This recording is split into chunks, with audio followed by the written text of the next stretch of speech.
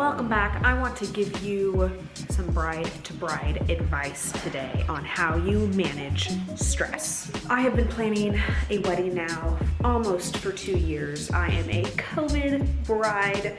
I wear that title with honor because those of us who have gone through all the changes around COVID and plans moving and things changing and uncertainty, like we are bonded, we are in this together. I want to go through, like, from a stress management standpoint, like how do you handle all of these different situations that come up? Even if you're not a COVID bride, there are still things that come up that are stressful, that create a reaction, that create an emotion. And how do you actually go through the process of, like, hey, I'm gonna figure this out, I'm gonna work through this. First things first, make sure you subscribe. This content is real. I always keep it real with you. All the stuff you never saw in the movies when you were watching brides or women working and kicking ass. Like, yes, women work and kick ass, and yes, brides plan weddings and you can grow a business, but a lot of times people don't really give you the honest truth about the behind the scenes around it. So subscribe, make sure to turn on the little notification. With that, first thing around how to manage stress in a wedding is you have to trust yourself. Remind yourself every morning, hey, I trust myself. Remember all of the times where you might have had a similar feeling. Oh, I'm nervous, I'm anxious. What happened when you last felt this way? You might not have felt this way because you've planned a wedding before, but I'm certain that you felt anxiousness or worry or fear or doubt in other areas of your life. What came of that? Did you blow up and die? Did anybody get hurt? No, you're still here. You pushed through it, you figured it out, and likely you learned some lessons. So, number one, trust yourself. It doesn't matter what happens. All you can control is how you're handling yourself today. Are you being graceful? Are you creating confidence with the people around you that you're gonna figure it out and that they can trust you, and that when you say, hey, we're gonna do this and it's gonna be great, that you're not gonna put a lot of drama into it, that you're not gonna have all these issues and talk about the negative. So that is the second point.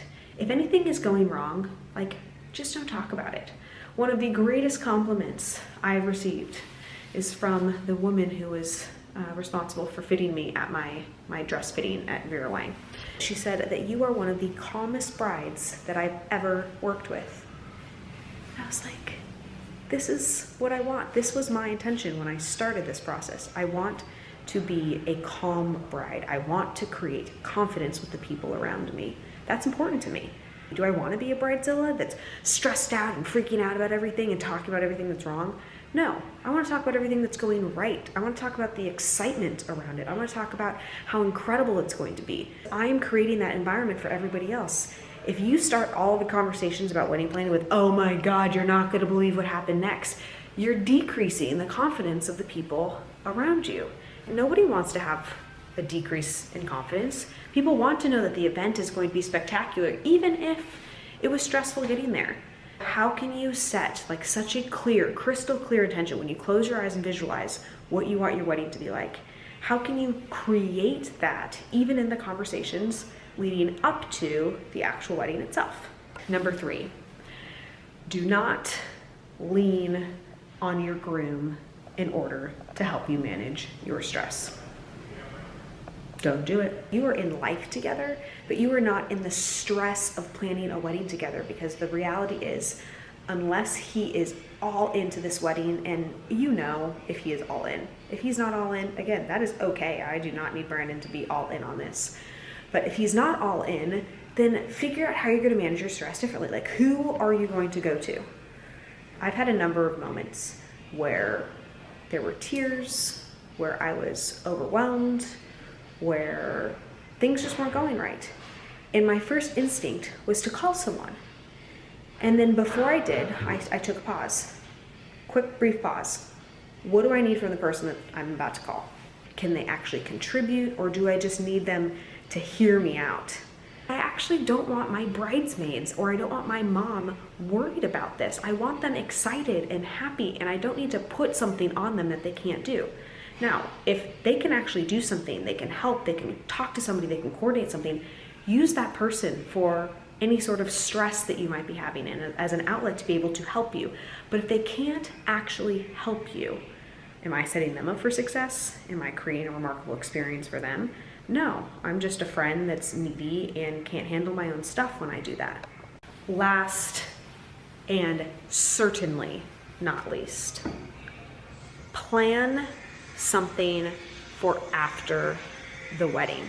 My friend and bridesmaid, Alana Cardone, taught me this one. There should be something that is pulling you forward after the honeymoon. You're hosting a lunch, you are launching a new product, you are creating something that you actually have to put some intention around. Why? A wedding can be so exciting because it's something that you're doing together and you're planning for your future. You're putting something in the future so that you're able to enjoy this moment with your significant other. And there's create and there's vision around it. When it's over, it can feel like, well, what's next? And Alana Cardone, if you don't know her, you should absolutely follow her. I'm gonna put her YouTube channel below. She talks about this phenomenon that happened after she and Grant got married, where like all this excitement just went away initially after the wedding because they weren't continuing to have something in the future that pulled them forward, that got them excited. And so how can you create an event? How can you create a moment that really does not just like have this big drop off the day after the wedding that you are still excited about? For us, we are hosting an event for our clients called a 10X 360 the day after our honeymoon. It's on the Saturday and Sunday after our honeymoon. Why? Our team initially thought we were crazy. Oh, just enjoy your honeymoon. Don't need to do that. Had a lot of people be like, why are you working? No, that actually will help us enjoy ourselves in our honeymoon, because instead of it feeling like there was all of this high after the honeymoon and then we go home and there's nothing to look forward to, there's still something to look forward to and we still get to go create something together and it'll move us into the next thing. I have to put my mental energy around this book is happening and what is the book launch going to be like, so that it's continuing to propel me forward to get me closer to my goals. So bride to bride right here, when it comes to managing stress and to figuring out how you actually do this with true grace, but also like internal happiness around the way that you handle the situation, highly recommend you do everything that I just shared. Also, I would love to know if you've already been married in the comments below. Tell me, what did you do in order to manage your stress? And if you're about to get married, what are you currently doing to manage your stress? I want to know, I want to hear all about it. What additional tips do you have? Heading to Cabo very shortly and get to go marry the